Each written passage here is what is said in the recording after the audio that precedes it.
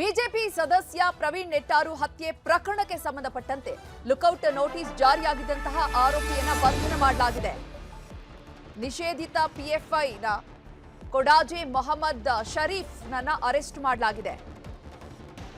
55 ವರ್ಷದ ಶರೀಫ್ ಸುಳಿವಿಗಾಗಿ 5 ಲಕ್ಷವನ್ನ ಘೋಷಣೆ ಮಾಡಿದ್ರು ಎನ್ಐಎ.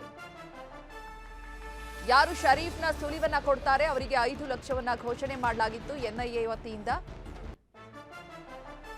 ಬಹ್ರೇನ್ನಿಂದ ದೆಹಲಿಗೆ ಬರ್ತಿದ್ದಂತಹ ಎನ್ಐಎನಿಂದ ಬಂಧಿಸಲಾಗಿದೆ.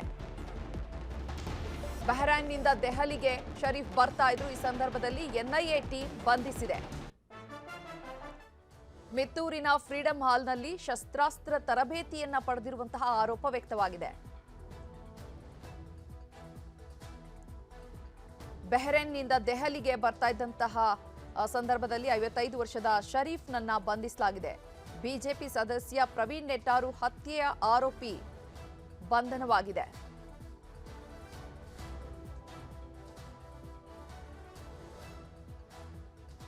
ಈ ಬಗ್ಗೆ ಹೆಚ್ಚಿನ ಮಾಹಿತಿಯನ್ನು ನೀಡಲಿಕ್ಕೆ ನಮ್ಮ ಪ್ರತಿನಿಧಿ ಗಂಗಾಧರ್ ನೇರ ಸಂಪರ್ಕದಲ್ಲಿ ಜಾಯಿನ್ ಆಗ್ತಾ ಇದ್ದಾರೆ. ಗಂಗಾಧರ್, ಪ್ರವೀಣ್ ನೆಟ್ಟಾರು ಹತ್ಯೆ ಆರೋಪಿಯನ್ನ ಯಾವ ರೀತಿಯಾಗಿ ಬಂಧಿಸಲಾಯಿತು? ಆರೋಪಿಯ ಸುಳಿವು ಸಿಕ್ಕಿದೆ ಹೇಗೆ?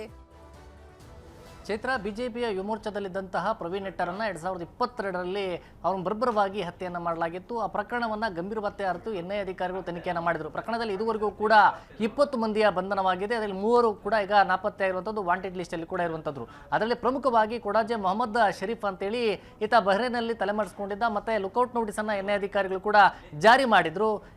ಇವತ್ತು ಬಹ್ರೇನ್ನಿಂದ ದೆಹಲಿಗೆ ಬರ್ತಾ ಇದ್ದಂತೆ ಆತನನ್ನ ಎನ್ಐಎ ಅಧಿಕಾರಿಗಳು ಬಂಧನ ಮಾಡಿದ್ದಾರೆ. ಮತ್ತೆ ಏನು ಲುಕೌಟ್ ನೋಟಿಸ್ ಹಿನ್ನೆಲೆ ಅಲ್ಲೆಲ್ಲ ಕೂಡ ಏರ್ಪೋರ್ಟ್ ಅಲ್ಲಿ ಎಲ್ಲ ಕೂಡ ಅಲರ್ಟ್ ಇದ್ರು ಅಧಿಕಾರಿಗಳು. ಅನಂತರ ಬರ್ತಾ ಇದ್ದಂತೆ ಆತನನ್ನ ಬಂಧನ ಮಾಡಿದಂತ ಅಧಿಕಾರಿಗಳು ಈಗ ವಿಚಾರಣೆಯನ್ನ ಮಾಡ್ತಾ ಇದ್ದಾರೆ. ಮತ್ತೆ ಈ ಬಗ್ಗೆ ಪತ್ರಿಕಾ ಪ್ರಕಟಣೆಯನ್ನು ಕೂಡ ಎನ್ಐಎ ಅಧಿಕಾರಿಗಳು ಹೊರಡಿಸಿರುವಂತದ್ದು.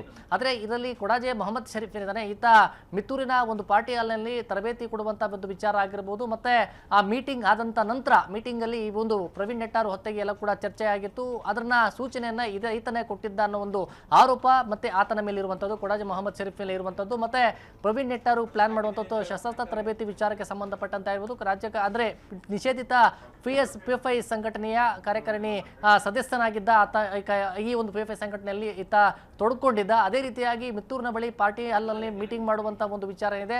ಅದರಲ್ಲಿ ಮುಖ್ಯ ಪಾತ್ರವನ್ನ ಈ ಕೊಡಾಜೆ ಮೊಹಮ್ಮದ್ ಶರೀಫ್ ವಹಿಸಿದ್ದ. ಮತ್ತೆ ಇವರಲ್ಲಿ ಕೊಲೆ ಹಂತಕರೇನಿದ್ದಾರೆ ಹಂತಕರಿಗೆ ಈತ ಸೂಚನೆಯನ್ನ ಕೊಡುವಂತ ಒಂದು ವಿಚಾರ ಇದೆ. ಇವೆಲ್ಲವೂ ಗಂಭೀರವಾದಂತಹ ಆರೋಪಗಳು ಈತನ ಮೇಲೆ ಇರುವಂತದ್ದು, ಆರೋಪಿ ಮೇಲೆ ಇರುವಂತದ್ದು. ಹೀಗಾಗಿ ಸದ್ಯ ಆತ ಏನು ಈ ಪ್ರಕರಣ ಬೆಳಕಿಗೆ ಬರ್ತಂತೆ ತಲೆಮರೆಸಿಕೊಂಡಿದ್ದಂಥದ್ದು. ಮತ್ತೆ ಲುಕೌಟ್ ನೋಟಿಸ್ ಅನ್ನು ಎನ್ಐಎ ಅಧಿಕಾರಿಗಳು ಜಾರಿ ಮಾಡಿದ್ರು. ಅದ ನಂತರ 5 ಲಕ್ಷ ಬಹುಮಾನ ಘೋಷಣೆ ವಿದ್ಯಾರ್ಥಿ ವಾಂಟೆಡ್ ಲಿಸ್ಟ್ ಅನ್ನು ಎನ್ಐಎ ಅಧಿಕಾರಿಗಳು ಹಾಕಿದ್ರು. ಅದೇ ರೀತಿಯಾಗಿ ಈಗ ಎನ್ಐಎ ಅಧಿಕಾರಿಗಳು ದೆಹಲಿಯ ಏರ್ಪೋರ್ಟ್ ಅಲ್ಲೇ ಈಗ ಆತನನ್ನ ಬಂಧನ ಮಾಡಿ ವಿಚಾರಣೆಯನ್ನ ಮಾಡ್ತಾ ಇರುವಂತದ್ದು. ಚೈತ್ರ, ಗಂಗಾಧರ್, ಇನ್ನು ಮೊಹಮ್ಮದ್ ಶರೀಫ್ ನನ್ನ ಬಂಧಿಸಿದಾರಲ್ಲ, ಈತನ ಹಿನ್ನೆಲೆ ಏನು, ಈತನ ಪಾತ್ರ ಏನಿತ್ತು ಅಂತ ಮಾಹಿತಿ ಸಿಕ್ಕಿದ್ಯಾ?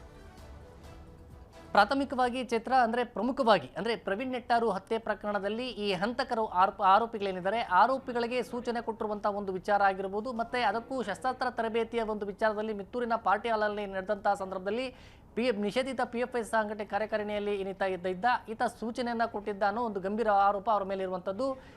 ಈತ ಸೂಚನೆ ಕೊಟ್ಟಂತ ಬಳಿಕವೇ ಪ್ರವೀಣ್ ನೆಟ್ಟಾರನ್ನ ಹತ್ಯೆ ಮಾಡೋಕೆ ಎಲ್ಲ ಪ್ರಿಪ್ಲಾನ್ ಮಾಡಿಕೊಂಡು ಅವರನ್ನ ಹಂತಕರು ಎಲ್ಲರೂ ಕೂಡ ಪ್ರಿಪೇರ್ ಮಾಡ್ಕೊಂಡಿದ್ರು ಅನ್ನೋ ಒಂದು ವಿಚಾರ ಕೂಡ ಇರುವಂತದ್ದು.